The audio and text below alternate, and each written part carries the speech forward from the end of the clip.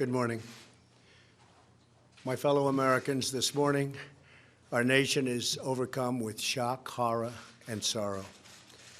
This weekend, more than 80 people were killed or wounded in two evil attacks.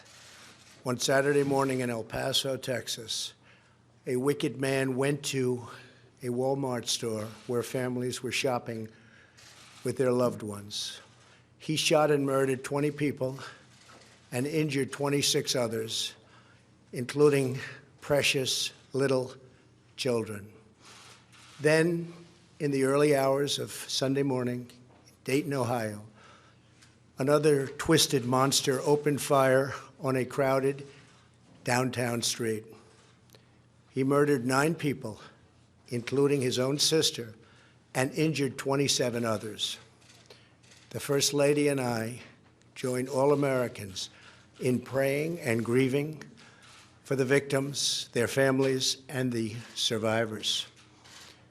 We will stand by their side forever. We will never forget. These barbaric slaughters are an assault upon our communities, an attack upon our nation, and a crime against all of humanity. We are outraged and sickened by this monstrous evil, the cruelty, the hatred, the malice, the bloodshed, and the terror. Our hearts are shattered for every family whose parents, children, husbands, and wives were ripped from their arms and their lives. America weeps for the fallen. We are a loving nation, and our children are entitled to grow up in a just, peaceful, and loving society.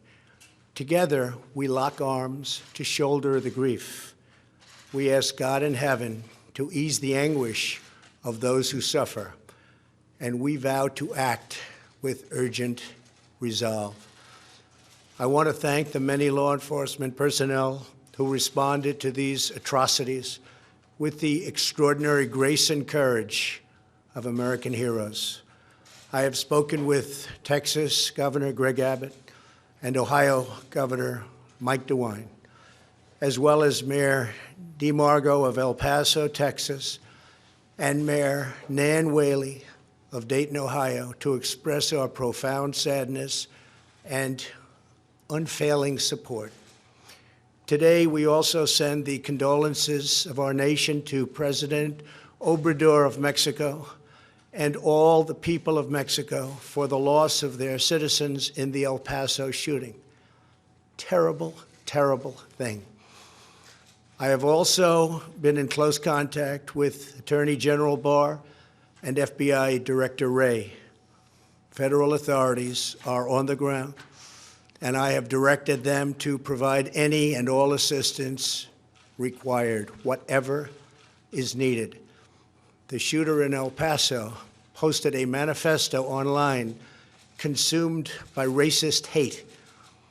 In one voice, our nation must condemn racism, bigotry, and white supremacy. These sinister ideologies must be defeated. Hate has no place in America. Hatred warps the mind, ravages the heart, and devours the soul. We have asked the FBI to identify all further resources they need to investigate and disrupt hate crimes and domestic terrorism, whatever they need. We must recognize that the internet has provided a dangerous avenue to radicalize disturbed minds and perform demented acts. We must shine light on the dark recesses of the internet and stop mass murders before they start. The internet, likewise, is used for human trafficking, illegal drug distribution, and so many other heinous crimes. The perils of the internet and social media cannot be ignored, and they will not be ignored. In the 2 decades since Columbine, our nation has watched with rising horror and dread as one mass shooting has followed another, over and over again, decade after decade. We cannot allow ourselves to feel powerless. We can and will stop this evil contagion. In that task, we must honor the sacred memory of those we have lost by acting as one people. Open wounds cannot heal if we are divided. We must seek real bipartisan solutions. We have to do that in a bipartisan manner that will truly make America safer and better for all.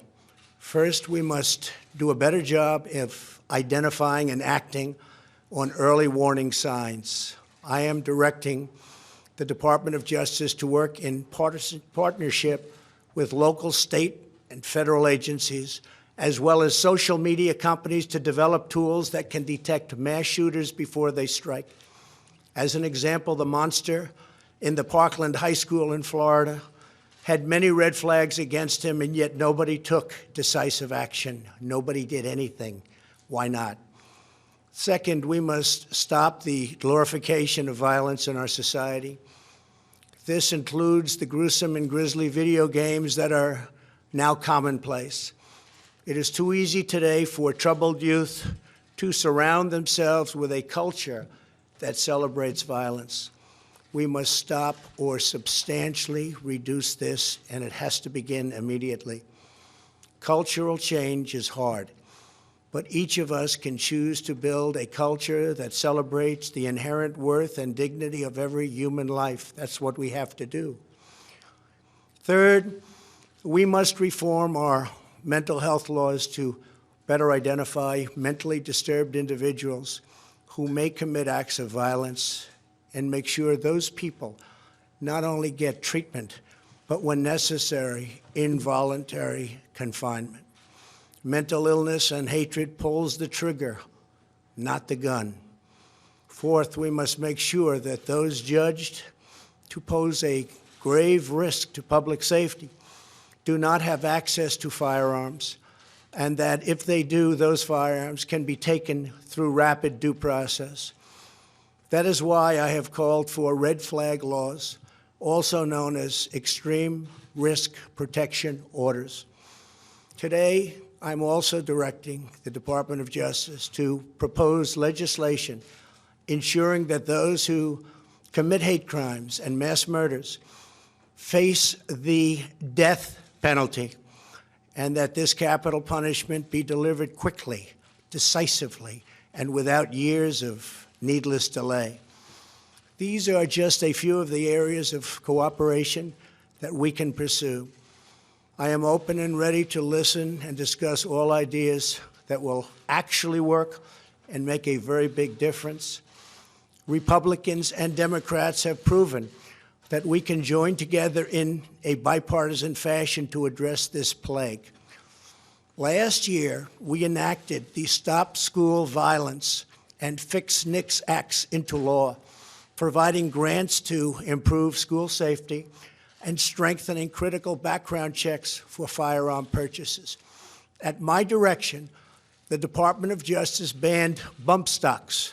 Last year, we prosecuted a record number of firearms offenses. But there is so much more that we have to do. Now is the time to set destructive partisanship aside, so destructive, and find the courage to answer hatred with unity, devotion, and love. Our future is in our control. America will rise to the challenge. We will always have, and we always will, win. The choice is ours, and ours alone. It is not up to mentally ill monsters. It is up to us. If we are able to pass great legislation after all of these years, we will ensure that those who were attacked will not have died in vain. May God bless the memory of those who perished in Toledo. And may God protect them. May God protect all of those from Texas to Ohio. May God bless the victims and their families. May God bless America. Thank you very much. Thank you.